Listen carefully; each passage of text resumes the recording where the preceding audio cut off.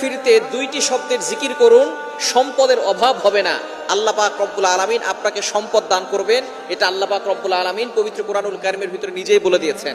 সুতরাং আমরা অনেকেই অভাবের ভিতরে আছি, অনেকেই কষ্টের ভিতরে আছি, অনেকেই দুঃখ কষ্টের ভিতরে জর্জরিত, অনেকে ঋণের বোঝা নিয়ে দুশ্চিন্তার ভিতরে আছেন, টেনশনের ভিতরে আছেন। যত ধরনের টেনশন আছে, যারা ফ্রাস্ট্রেটেড পিপল, তাদের জন্য এই দুইটি আমলের কথা বলবো। আমি নিজে করে উপকার পেয়েছি, যাদেরকে এই আমলগুলো বলেছি তারাও অনেকটা উপকার পেয়েছে, এবং নবীজি সাল্লাল্লাহু আলাইহি সাল্লাম নিজেই কথা জানিয়ে দিয়েছেন উপকারের কথা। আল্লাহ পাক রব্বুল আলামিন নিজে বলে দিয়েছেন। আপনি চলতেছেন ফিরতেছেন, ওযু ছাড়াও আপনি আমলগুলো করতে পারবেন। একেবারে সহজ দুইটি আমল। নাম্বার 1, এক নাম্বার আমল হচ্ছে ইস্তেগফার।